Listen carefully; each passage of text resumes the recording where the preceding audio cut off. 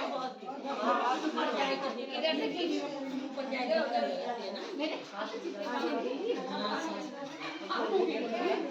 Everyone, welcome back to my channel. कैसे आप सभी लोग? आशा करती हूँ एकदम बढ़िया होंगे। मैं भी एकदम बढ़िया हूँ।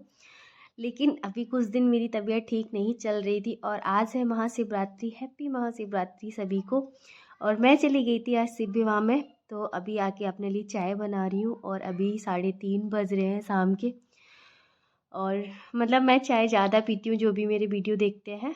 और मैं करती हूँ अपने सीटेट की प्रिपरेशन। बहुत सारे लोगों को पता है कि मेरा सीटेट क्लियर नहीं हुआ है, कि मैंने एग्ज़ाम दिया और मेरे 84 नंबर थे।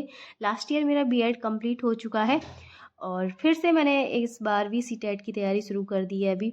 और मैंने यूपी पुलिस का फॉर्म भर रखा था, पेपर भी दिया और फिर से री एग्ज़ाम देना है मुझे, तो उसकी भी तैयारी चल रही है। अभी कुछ दिन से मेरी तबीयत बिल्कुल भी ठीक नहीं थी और मुझे सर्दी जुकाम और बहुत तेज़ तेज़ फीवर भी था, तो मेरा कोई भी वीडियो नहीं आ रहा था। लेकिन अब से शायद मैं ठीक हूँ थोड़ा सा, और वीडियो भी आएंगे, आप लोगों के साथ भी शेयर करूँगी। जो भी जैसे भी मैं पढ़ती हूँ, अपना जो भी मेरा घर का डेली अपनी 2 बच्चों के साथ में जो पढ़ाई करती हूँ, आप लोगों के साथ में शेयर करती हूँ मैं हमेशा ही वीडियो अपने। और चाय पीने के बाद में मेरे जो कपड़े थे वो सूख चुके थे। अगर ऑटोमेटिक वॉशिंग मशीन पास में है तो तबीयत ख़राब है तब भी जाके अगर एक बार लगा देती हूँ तो कपड़े धुल जाते हैं आराम से। और कोशिश करती हूँ कि तय बना के रख दूँ, अगर इधर उधर रख देती हूँ ना तो बहुत दिक्कत होती है।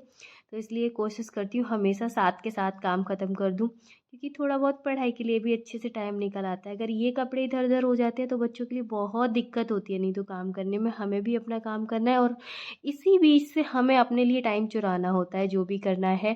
कि काम तो घर के सारे करने हैं, उनकी कोई गिनती नहीं है, लेकिन इसी बीच में हमें इन सारे कामों के बाद भी अपनी पढ़ाई के लिए कैसे टाइम निकालना है, वो हम स्त्रियां ही जानते हैं और कोई नहीं सोच सकता है। तो मैं अपना कैसे निकालती हूँ। और अभी तबीयत ठीक नहीं है फिर भी काम तो मुझे ही करने हैं ये सारे। हाँ, ऐसा है खाना वगैरह बाहर से आ जाता है कभी कभार, जो मेरे साथ में मेरे हेल्प के लिए होते हैं वो लोग भी बना देते हैं, तो ज़्यादा दिक्कत नहीं होती है मुझे। और ये सारे काम मैं खुद ही करती हूँ अधिकतर। और झाड़ू पोछा बर्तन के लिए भी मेरे साथ में है, वो लोग कर देते हैं मेरा काम, तो ज़्यादा दिक्कत नहीं होती है मुझे। जब मेरी तबीयत ख़राब होती है तभी मैं हेल्प लेती हूँ, अदरवाइज़ मैं खुद ही करती हूँ वैसे अपना सारा काम।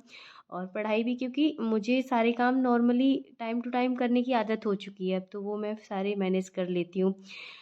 छोटे बच्चों के साथ में थोड़ा सा दिक्कत होती है, ये मैं बहुत अच्छे से समझ सकती हूँ। और यहाँ मैं पढ़ने के लिए बैठ गई थी तो वही मुझे दिखाई कम देता है। मतलब वैसे नॉर्मल ठीक है, लेकिन पढ़ने में दिक्कत होने लगती है, तो बस अपना चश्मा ढूंढने पहुंच जाती हूँ। ये मेरे साथ अक्सर होता है। वैसे मैं घर में काम कर रही होती हूँ तो बहुत कम लगाती हूँ। फ़ोन में मेरे को ज़रूरत पड़ती है चश्मे की। और आज शिवरात्रि है तो सिर धुला था तो बाल थोड़ा सा खुले हुए थे, बट वैसे नहीं रखती हूँ, बहुत कम खुले हुए रखती हूँ। और मैं यहाँ अभी मैथ के लिए मोहित सर की क्लास ले रही थी। और मैथ जब भी मैं पढ़ती हूँ तो मोहित सर यानी कि एग्जाम्पल ऑफिशियल पे जो मोहित सर पढ़ाते हैं, मैं उनकी रिकॉर्डेड क्लास देख लेती हूँ और अच्छे से कवर कर लेती हूँ। और उनका तो पढ़ाने का तरीका मुझे समझ आता है। सही बात तो ये है, अपना अपना हर किसी का पढ़ाने का तरीका होता है और समझने का तरीका होता है। तो मुझे सर का पढ़ाने का तरीका और उनका समझ में भी आता है मुझे, तो मैं उधर ही से पढ़ती हूँ मैथ। ये मैथ है, यूपी पुलिस के लिए पढ़ रही हूँ। और अभी मैं सीटेट की भी तैयारी कर रही हूँ। पहले सोचा था एग्ज़ाम 2 बार दिया, मेरा नहीं हुआ है तो छोड़ूं, रहने दूं, क्या करते हैं। क्योंकि घर में 2-3 लोग बैठे हुए क्लियर करके, वो लोग मतलब मैं थोड़ा सा सैड हो गई तो बोलते हैं कि अरे मेरा तो, हम तो क्लियर करके बैठे हुए हैं, 102 नंबर है, 112 नंबर है, हमारा क्या हुआ है अभी तक। तो थोड़ा बुरा लगता है मुझे। तो फिर बोलते कर ले तैयारी में, क्या है, सब लोग घर में बोलते हैं जो भी बड़े हैं पेरेंट्स वगैरह, कि भाई बहन भी हैं, ननद हैं, 2 लोग हैं, तो उन लोगों का क्लियर है। तो बोलते हैं हमारा हो गया है तो हमने कौन सी जॉब ले ली, करना पढ़ाई करना आराम से, क्या दिक्कत है। तो मैं अपना आराम से पढ़ाई कर रही हूँ, बस यही है। आराम से क्या, अभी तबीयत बहुत दिन से ख़राब थी, कम से कम 15 दिन से मेरी तबीयत बहुत ज़्यादा ख़राब चल रही थी। अभी थोड़ा सा ठीक हूँ, बेटर फील कर रही हूँ, लेकिन अभी सर्दी नहीं जा रही है मेरी, तो बहुत दिक्कत हो रही है मुझे। और केवीएस के लिए मैंने बोला था कि मैं हो या ना हो सिलेक्शन, लेकिन मैं इंटरव्यू देने जाऊंगी। मैंने यहाँ बताया था कुछ लोगों को, एक दीदी थी उनको बोला मैंने कि मेरे यहाँ भी केवीएस के इंटरव्यू होंगे, तो वो दीदी बोली आप जाना। मैंने बोला मेरे बच्चे छोटे हैं, मैं भी टीचिंग ऐसे जाने के मूड में नहीं हूँ बिल्कुल भी। तो उन्होंने बोला नहीं, एक्सपीरियंस के लिए जाना, आप इंटरव्यू देने के लिए जाना, बस एक्सपीरियंस मिलेगा आपको, आपकी झिझक खुलेगी, आपकी जो इंटरव्यू देने के लिए नर्वसनेस होती है, झिझक होती है ना, वो खुलेगी, आपको थोड़ा सा और कॉन्फिडेंस आएगा कि आप इंटरव्यू देने जाना है। मैंने कहा ठीक है जाऊँगी। लेकिन 28-29 को मेरे यहाँ इंटरव्यू हुए, मैं बहुत ज़्यादा तबीयत मेरी ख़राब थी। एक और था मेरे लिए कि मैं अगर जाती इंटरव्यू देने तो मेरा हो जाता, बायो के लिए या हिंदी के लिए मेरा हो जाता, क्योंकि मेरी देवरानी को मतलब मिल गया है उसमें, क्योंकि वाइस प्रिंसिपल हैं, वो हमारे पास में रहते हैं एज ए, और पापा के वो पेशेंट हैं, मेरे फादर इन लॉ हैं वो डॉक्टर हैं, तो वो पेशेंट हैं उनके। तो उन्होंने मेरे हस्बैंड को बोला था तेरी वाइफ ने क्या किया है, उन्होंने बोला बीएड किया है, लास्ट ईयर कंप्लीट हो गया है, कि अच्छा तो उसमें ऐसे इंटरव्यू के लिए भेज देना। तो मेरे हस्बैंड ने बोला, मैंने कहा मैंने अपने चैनल पे भी बताया है कि मेरे यहाँ इंटरव्यू चल रहे हैं, तो ठीक है। लेकिन जब इंटरव्यू की बारी आई तो मैं बीमार थी, तो हस्बैंड ने पापा को बोल के मेरे देवरानी को भेज दिया, तो उसका हो गया है। और ऑफिशियल जो साइट थी उस पर 11 को आ गए थे, नहीं नहीं नहीं 7 को, 7 को आ गए थे, तो वहाँ दिख रहे हैं। उसका नाम भी आया है। और मुझे पढ़ाना नहीं था, मैंने पहले ही मना कर दिया था। लेकिन इंटरव्यू में एक्सपीरियंस के लिए बोला था, तो मैंने कहा ठीक है मैं जाऊंगी।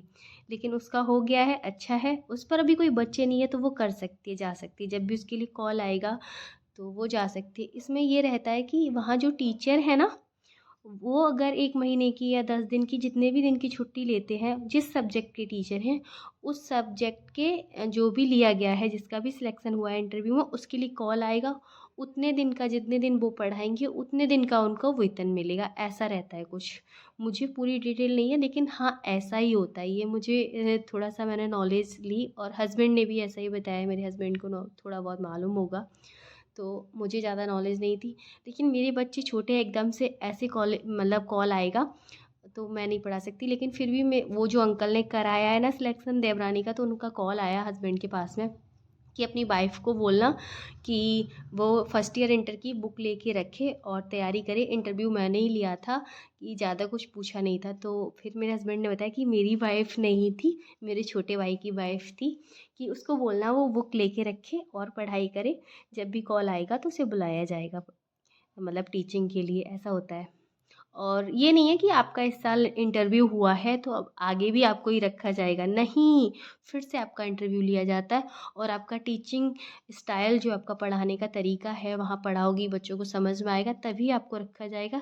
नहीं तो वहाँ 2-3 लोगों को पोजीशन मिलती है, पोजीशन 1, पोजीशन 2, तो अगर आपका ठीक नहीं लगेगा या आपको कॉल आएगा, आप नहीं जा पाओगे, तो वहाँ सेकंड नंबर वाले, जिसकी सेकंड पोजीशन है, उसको कॉल कर लिया जाएगा, ऐसा होता है।